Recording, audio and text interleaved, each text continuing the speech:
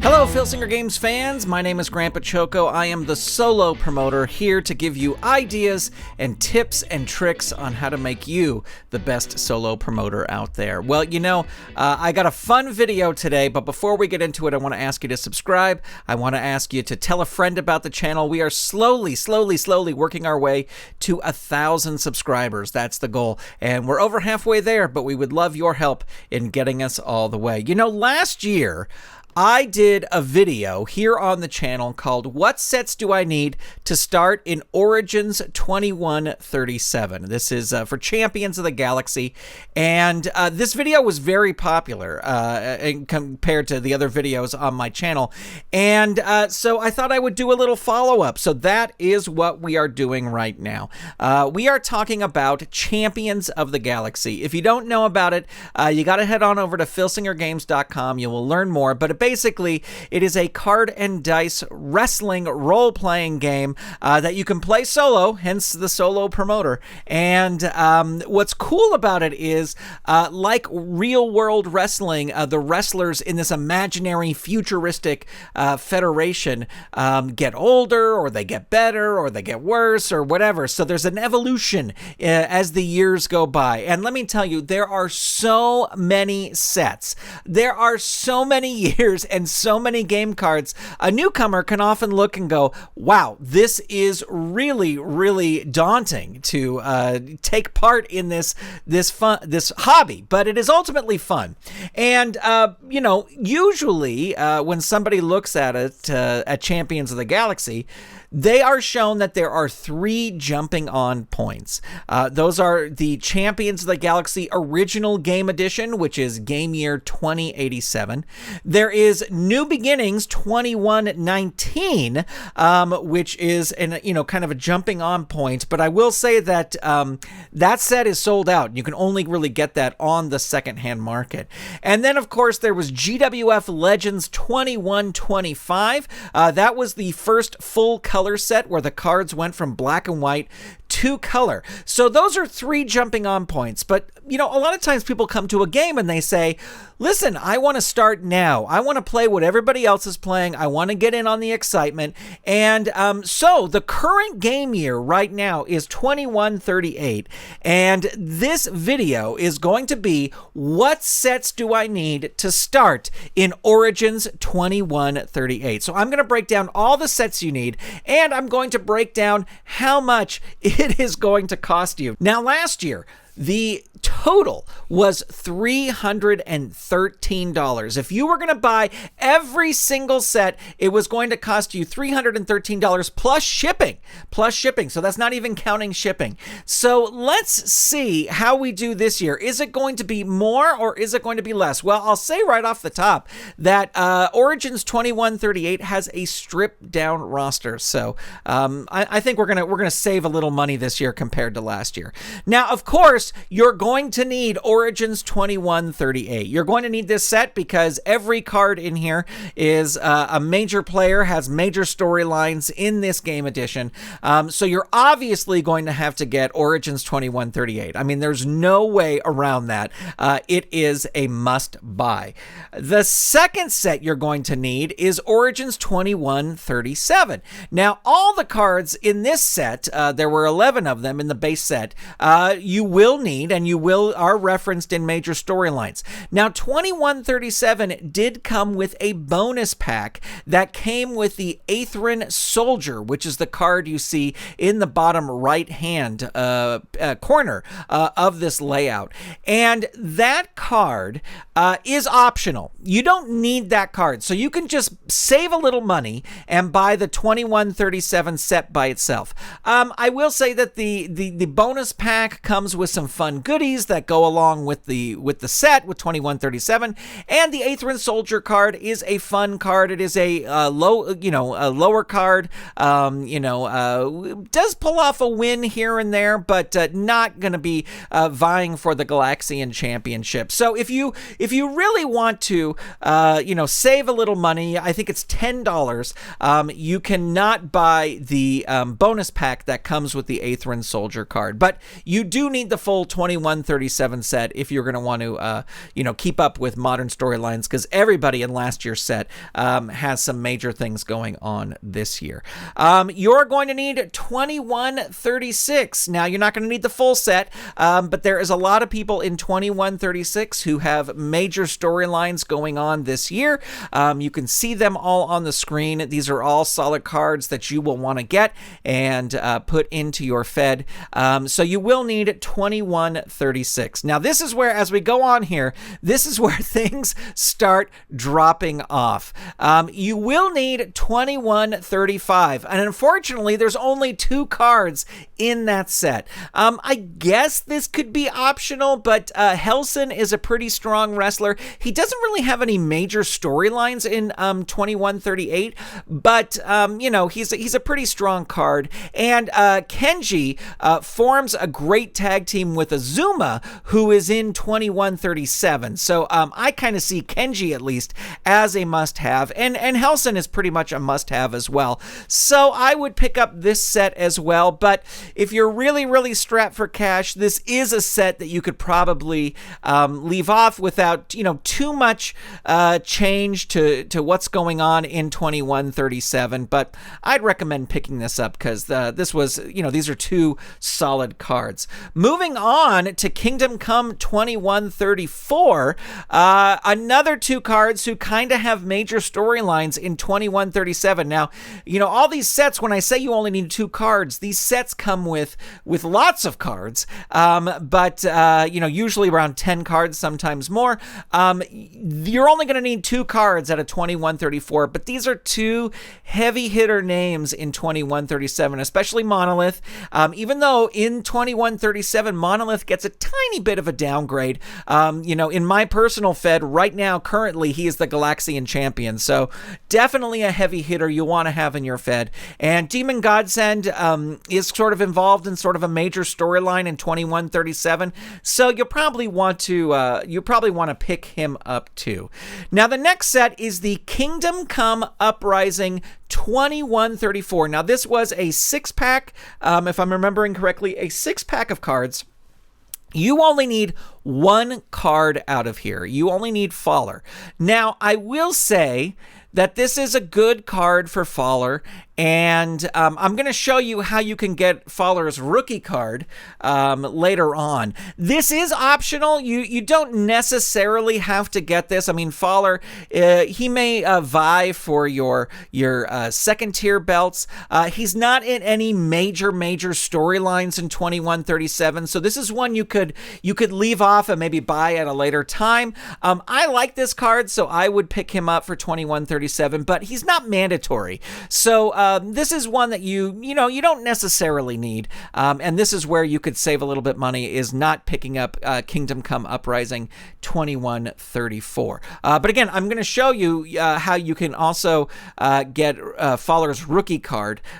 This card is a little bit better than the rookie card, but we'll talk about that when we get to it. Regime Change 2133.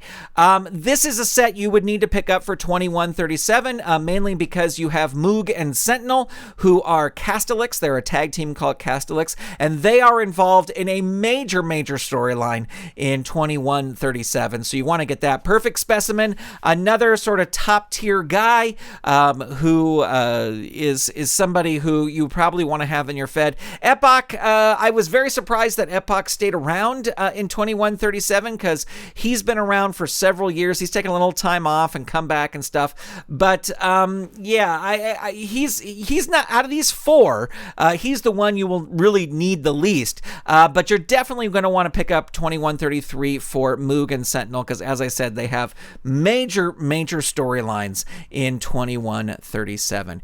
In Regime Change 2133, there are 5 cards that you need: Burning Man, Alina, Necros, Shane, and Sinful. Out of these, I would say personally the only one you absolutely need is Shane. The rest of the characters here are not necessarily involved in major storylines in 2137.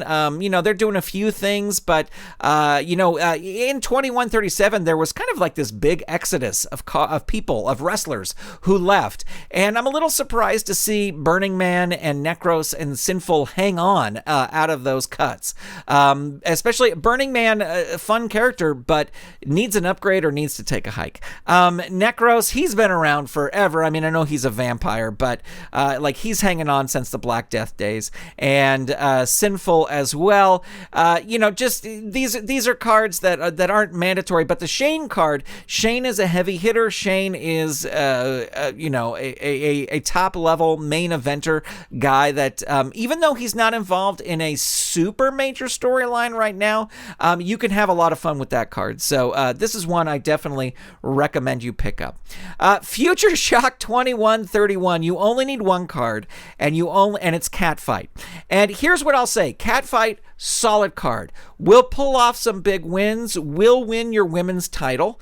Once in a while. Probably won't hold on to it for very long, but a super strong card. That all said, totally optional. You can get away with not having Catfight in your Fed during 2137. So this is somewhere where you can save a little bit of money, is not picking up Future Shock 2131, just because it's only for one card, and it's not a card that has a major storyline or, is a major main eventer. Again, solid card, will win some matches and do okay, have streaks of really good time, but for the most part, not a mandatory card that you need in your Fed.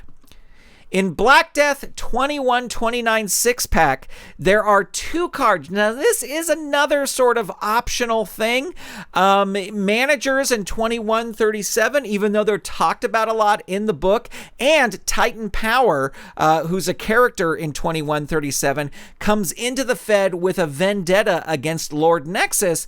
Managers are kind of told that they can't come to ringside, they can't hang out during these team events and that kind of thing.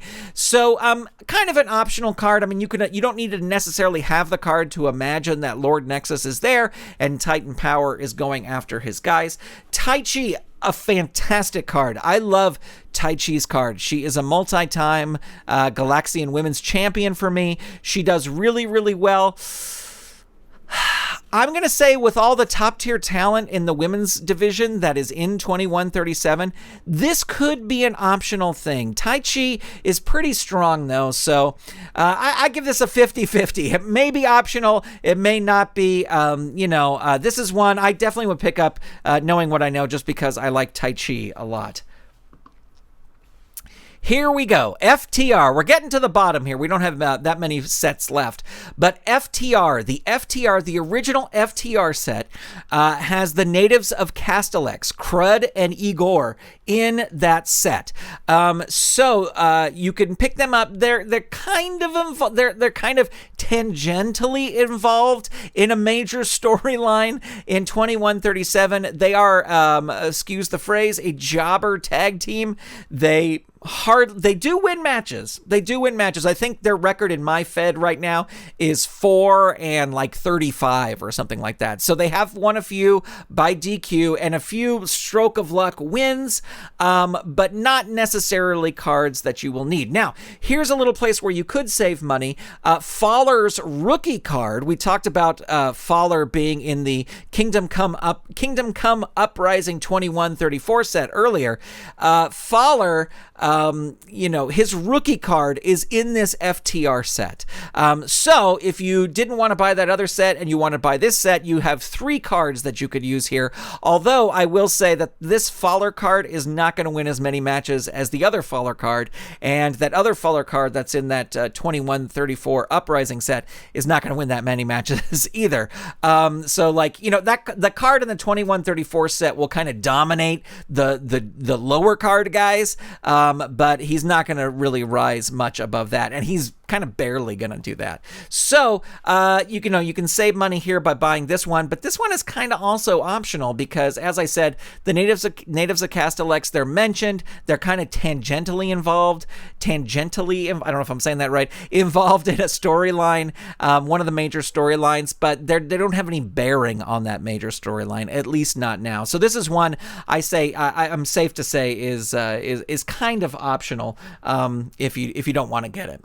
And then FTR2 has Murtak in it. Murtak is mentioned in the handbook. He's got kind of a funny little storyline in the handbook, but I'm going to say that FTR2 is optional, especially if it's just one card. Murtak is a comedic lower card guy, and that's even putting it nicely. He frequently loses. I think he even has a worse record than the natives of Castellax in my Fed. So not something you're gonna desperately need to pick up. That's up to you. You could save a little money here by not buying FTR2 as well. And then we have Champions of the Galaxy Promoter Prime 2018. Now you're going to get a ton of cards in this. There were 12 cards, maybe one or two more. I don't have the full list in front of me, but 12 cards in this. 2 of them are mentioned or referenced or on the roster of 2137, and that is the Commander Sam Massive Manager card. But like I said with the Lord Nexus card, managers are kind of put on the shelf, although Massive is allowed to accompany his team to ringside. So that may be one you pick up. And then Tharkus's card is here. Now, Tharkus has a card in 21 at 26 if you want his rookie card. But I think if you were don't buy 21, 26 that just get one card. Save your money and buy Champions of the Galaxy Promoter Prime 2018, and then you get 2 cards that you can use. Again, Tharkus is involved in kind of a heavy hitter storyline, not like one of the main storylines, but a pretty decent storyline. So I would say you kind of need that card. I wouldn't put the optional tag on this one.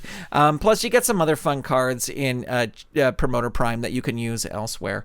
But that is going to wrap it up. So here's what you need. You need 12 different sets to start playing with the full roster for Origins 2138. You need Origins 2138, Origins 2137 with the bonus pack or the bonus pack edition, Origins 2136, Sudden Death 2135, Kingdom Come 2134, Kingdom Come Uprising 2134, Regime Change 2133 and 2132, Future Shock 2131, and Black Death 2129 6-pack, and then of course the 2 FDR sets, and I forgot to add on this list here, but the Promoter Prime that we just talked about over here, Champions of the Galaxy Promoter Prime, which I just forgot to put on this slide. So, putting all of those into your shopping cart at filsingergames.com and totaling them all up will bring you to, if you wanted to start 2138 today and have all the cards you need,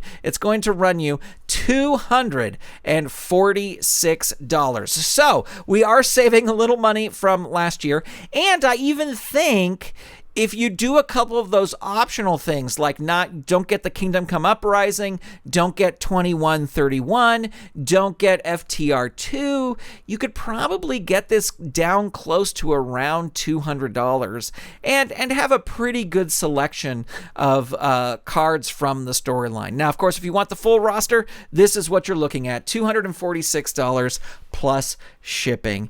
If you would like to order this stuff, head on over to filsingergames.com. That's the place you go to order it. I wish I had a discount code or something for you to tell you to get a deal on this set, but there you go. If you want to see for yourself and have a printout of all the things you need, I will have a PDF of this sheet right here that breaks down every set you need. I don't go whether in they're optional or not. I'll let you make that decision. But this is available for download in the comments on the YouTube page for this video. So just look for the first comment. It'll be pinned right to the top.